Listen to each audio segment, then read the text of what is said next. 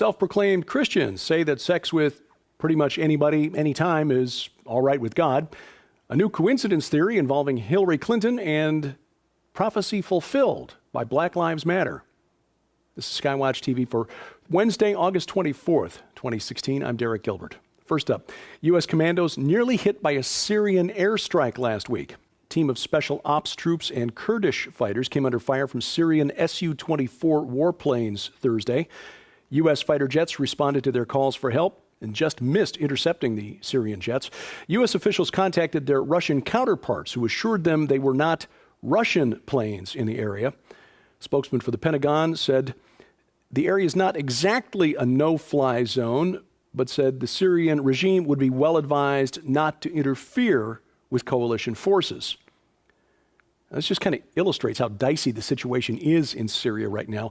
Russians are operating in northern Syria, where those U.S. commandos were, in support of the Syrian regime.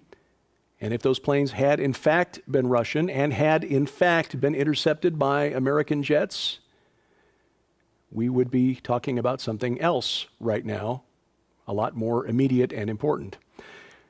The State Department is warning Americans not to visit Iran.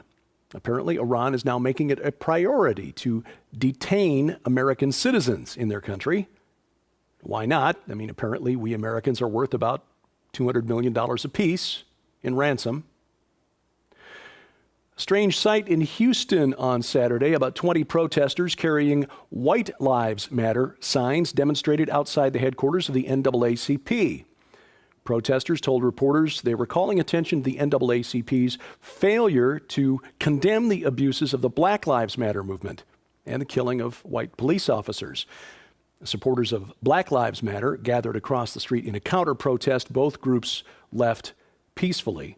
Now, sadly, that was not the case in Akron, Ohio, early Sunday morning, when a group of 7 white men were attacked by 5 black men and 2 white men, shouting, "Black Lives Matter." The assailants punched, kicked the victims, assaulted them with bottles, knocked one man unconscious. Arrests were made by the Akron PD shortly after the attack. George Soros, the billionaire financier who's been providing financial support for Black Lives Matter and other progressive groups, has been revealed as one of the key supporters of an event in Washington, D.C. called the D.C. Rally for Refugees. This is scheduled for this coming Sunday afternoon. Soros and his Open Society foundations are funding a number of left-wing organizations that are part of D.C. Rally for Refugees, the goal of which is drumming up support for the UN's Refugee Summit in September. And, of course, President Obama's plan to surge more Syrian refugees into the United States. Now, it turns out that President Obama wasn't really ignoring Louisiana last week while he was golfing in Massachusetts. And, of course, the hundreds of thousands of people affected by the tragic flooding in Louisiana. The Department of Justice, in the president's absence, sent out a 16-page guidance letter last week telling Louisiana residents not to be racist when hiring contractors to fix their flood-damaged homes. U.S. Senate candidate Rob Maness, a retired U.S. Air Force colonel, was a little upset that the federal government's response to the country's worst natural disaster since Superstorm Sandy was to send out a 16-page letter basically scolding people in Louisiana not to be racist like they were after Hurricane Katrina. Needless to say, Colonel Maness was just a little upset that the tone of the letter told the Department of Justice that it could go to the subterranean place of eternal punishment. I suspect that there are other people in Louisiana similarly offended by that letter. Now, this is all part of prophecy, though, when you look at this. The anger here in this country between black, white, and brown, the anger and violence between tribes and sects in the Middle East and all over the planet, in fact, Africa. The conflict between our communities and people being brought in from outside by global elites and dropped on us. A couple of weeks ago in our weekly online Bible study, Sharon pointed out something that I should have noticed. Matthew 24:7, where Jesus is talking about signs of the end. For nation will rise against nation and kingdom against kingdom, and there will be famines and earthquakes in various places. The word translated into English as nation is the Greek word ethnos. Ethnos. That's the word from which we get the word ethnic or ethnicity. It's talking really about groups of people, not nations as we understand them, not geopolitical entities.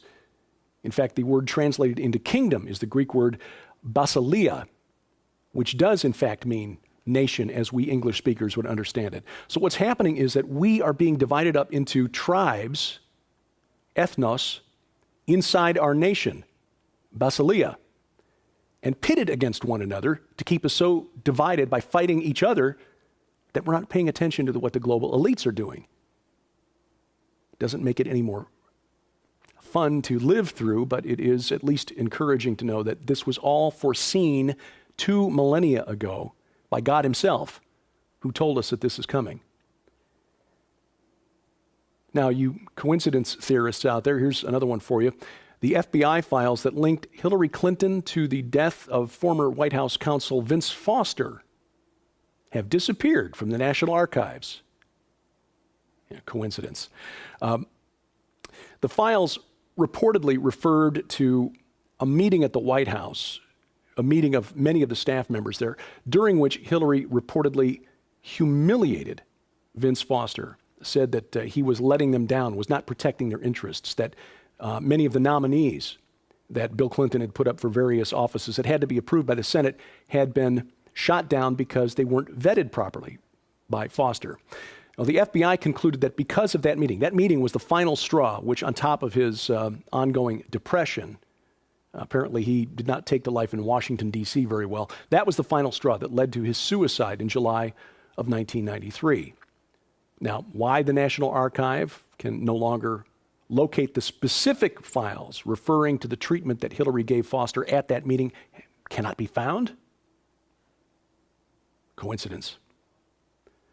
Now, of course, there are many conspiracy theorists, like me, who believe that there's more to the death of Vince Foster than just depression over the way his job was going. But that's for another day. Now, I'm glad to see this next story is coming to light. The International Congress of the Transplantation Society, that's organ transplants, opened its 26th annual meeting this week. For the first time ever, it's being held in China. Had not been held there previously because it's commonly known among the community that participates in and researches ways to better transplant human organs that the Chinese had been harvesting organs from prisoners of conscience, political prisoners, if you will. So in spite of protests by experts around the world who contend that China is still live harvesting organs from political prisoners, the meeting opened in Hong Kong. Now, this is a subject that was addressed by a recent documentary film called Hard to Believe. It's less than an hour long, about 56 minutes. It's been broadcast on a number of PBS stations around the country. And last week, I interviewed the producer and the director of the film.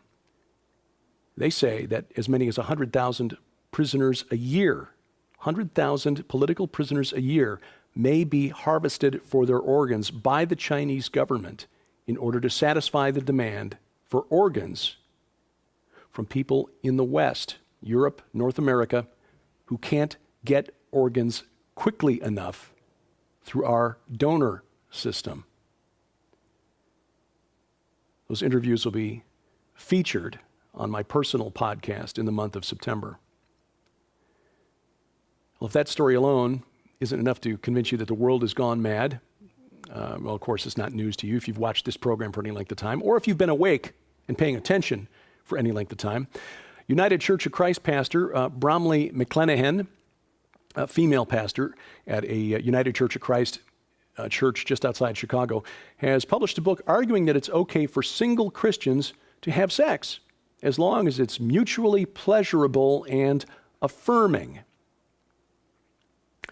Now, to get around scripture that says we are to be chaste and to avoid fornication, McClanahan basically redefines chastity to mean moderating our indulgences and exercising restraint, which apparently means if it feels good to all parties concerned and we don't overdo it, then it's pretty much okay with God. And meanwhile, gay clergy in the UK are lobbying the Anglican Church to call on bishops there to grant them full equality in the Anglican Church. Now, of course, the Episcopal Church USA, which is a member of the Anglican Communion, is already admitting homosexual clergy who are engaged in same-sex marriage. But the official position of the Anglican Church is that homosexual priests should not marry, which is at least more in keeping with the biblical stance on sexual relations with members of the same sex. But it is getting harder and harder in today's world to tell which sex is which anymore, because the proper term is no longer sex, but gender, and gender, we are told, is fluid. It's on a scale, and it's not constant. West Virginia University is just the latest taxpayer-funded institute of higher, learning, indoctrination really, to begin teaching students that gender is really a wordy wonderland of non-binary pronouns like she, zer, he, em, te, ter, vi, ver, and vis.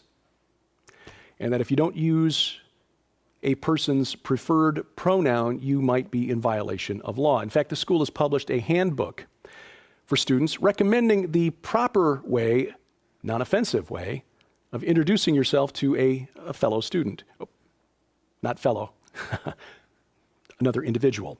For example, my name is Derek. My preferred pronouns are he and him. How about you? According to the administration at West Virginia, using the wrong pronoun could be a violation of civil rights because the U.S. Departments of Education and Justice have affirmed that transgender students are protected by federal sexual discrimination law. And so we are apparently going to re-engineer the binary pronouns of the English language. In fact, just re-engineer the entire language for the 0.3% of the 1% who are confused about their gender. And here's another sign of the times. From the Holy Land, the first Miss Trans Israel was crowned earlier this year. The pageant was held in May in Tel Aviv, but the pictures are just now being published. Talene Abu Hanna, the first Miss Trans Israel, described as a Christian Arab-Israeli ballet dancer. He will represent Israel at the Miss Trans Star International pageant in Barcelona next month. The more I read about ancient religions, research I'm doing for a book I'm writing, and the more I read the daily headlines, the more convinced I am that the spirit of the age in which we live is that of the ancient Sumerian goddess Inanna. She was also known to the Babylonians as Ishtar, to the Greeks as Aphrodite, to the Romans as Venus. Inanna was the goddess of sex and war. Now, to those of us who were indoctrinated with Greek and Roman mythology, we know of Aphrodite, Venus, as the goddess of love. Goddess of sex, non-marital sex, sex in the sense of temple prostitution sex, extramarital sex. And beyond that, in her Canaanite incarnation as Astarte, the consort of Baal, she was also androgynous, represented by the planet Venus, which is brightest, most noticeable, at dawn or at dusk. Male in one form and female at the other time of day. And that's in keeping with the things that she represented. Sex and war. A warrior goddess. Kind of androgynous. Don't really, male, female, could be either. Gender fluid depending on the time of day. Given that we are rising nation against nation, ethnos against ethnos, in a land where gender is the official policy of the federal government is that gender is not fixed, not binary, but fluid, can change from day to day. I think we can make a very strong case that the spirit of the age in which we live is that of Inanna, Ishtar, Astarte, Aphrodite, Venus. This week on SkyWatchTV, we think about the way music can change lives. Powerful music with a message. Doesn't always have to come from a pipe organ. We talk with members of Joe Horn and Broken for Good about why they make the type of music they make and how they got from an idea to the forthcoming CD. And next week, of course, we talk about the CD and the video for the lead track, Johnny, which is powerful. It's moving. You'll see the program tonight on the Cornerstone Network, that is Coast to Coast, at 2:30 p.m. this afternoon, 2:30 p.m. Central Time. World Harvest Television, Coast to Coast, DirecTV Channel 367, That's this evening at 6 p.m. Central Time. And in Kalamazoo, Michigan, you'll see it on Channel 64, WLLA-TV, tonight at 10:30 p.m. Central Time. Saturday, the Victory Television Network in Arkansas at 3:30 p.m. Central Time. And then WCLF-TV, the flagship station for the Christian Television Network, will broadcast the program again, 6:30 p.m. Central Time. And, of course, the program is available now on demand at the SkyWatch TV channel on Roku. And please take advantage of the web-exclusive content from SkyWatch TV, available each day at skywatchtv.com, these daily news updates. Tomorrow, Thursday, new episode of Into the Multiverse with Josh Peck and Christina Peck. Talk about some fascinating stuff, the very fabric of reality. And then, of course, Friday, Sci-Friday, with our science advisor, my wife and best friend, Sharon K. Gilbert. Again, web-exclusive content from SkyWatch TV, skywatchtv.com, and the SkyWatch TV channels on Roku and on YouTube. And, of course, we provide an audio version for ease of transport. You're driving, operating heavy equipment, download the SkyWatch TV podcast. Audio versions of all of our programs available at skywatchtv.com. Check the top menu bar and click the link where it says podcast. Your support keeps us going here at SkyWatch TV, and we do appreciate it. Every month, we send a thank you gift for your support. This month, books, Powerful Moments in the Presence of God, and A Place at the Table, 40 Days of Solidarity with the Poor. If you're in the U.S. or Canada, we'll send those to you for your gift of $20 or more while supplies last during the month of August. For information and to donate, please log on to skywatchtv.com/donate. And you can help us at no cost by just clicking your mouse. Click like, click share, click subscribe. And you'll find my stuff on the line, on the line here. Twitter, Facebook, my website, and YouTube channel, where tonight, brand new interview recorded at the, pair of interviews actually, recorded at the Rocky Mountain International Prophecy Conference. Joel Richardson, New York Times best-selling author, and Pastor Tom Hughes, both experts on prophecy. Joel especially in demand right now because of his expertise on Turkey and what's going on with Turkey, the failed coup, the reconciliation with Israel and with Russia. Those both available at my YouTube channel here later on today. If you have comments, questions, or suggestions, please email those to dgilbert@skywatchtv.com. And thank you for watching as we keep watch. I'm Derek Gilbert, and this is SkyWatch TV. SkyWatch TV can help you break through the barriers of space and time and get a valuable reference library at the same time. Here's what I mean. Maybe you weren't able to attend the Rocky Mountain International Prophecy Conference in July. That's a problem of space. Or maybe you were at the conference, but you had to choose. You could only watch one presentation at a time. No way to see all 53 presentations in real time. That's a problem of space and time. But thanks to modern digital technology, those barriers mean nothing. We can take you from your living room in the future to Colorado Springs in the past to watch all 53 presentations, many of which were recorded at the same time. And that's not even including more than 24 one-on-one interviews with all the speakers who were present.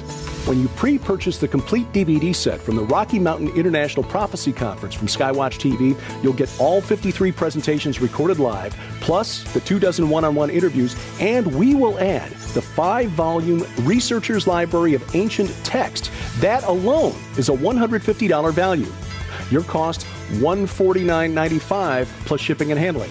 This is a limited time offer. Your opportunity to travel from your living room in the future to Colorado Springs in the past and watch all 54 presentations from the Rocky Mountain International Prophecy Conference without ever leaving your comfy chair. Time and space, no problem for SkyWatch TV. Order now by calling 844-750-4985 or log on to skywatchtvstore.com.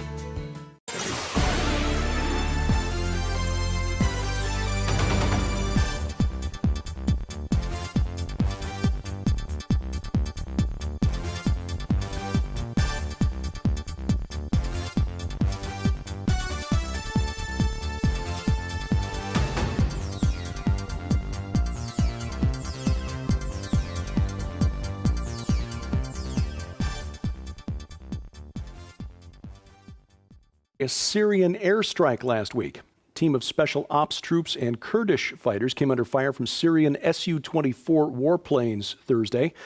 U.S. fighter jets responded to their calls for help and just missed intercepting the Syrian jets. U.S. officials contacted their Russian counterparts, who assured them they were not Russian planes in the area. Spokesman for the Pentagon said the area is not exactly a no-fly zone, but said the Syrian regime would be well advised not to interfere with coalition forces. Gathered across the street in a counter-protest. Both groups left peacefully. Now, sadly, that was not the case in Akron, Ohio, early Sunday morning, when a group of 7 white men were attacked by 5 black men and 2 white men, shouting, "Black Lives Matter." The assailants punched, kicked the victims, assaulted them with bottles, knocked one man unconscious. Arrests were made by the Akron PD shortly after the attack. George Soros, the billionaire financier who's been providing financial support for Black Lives Matter and other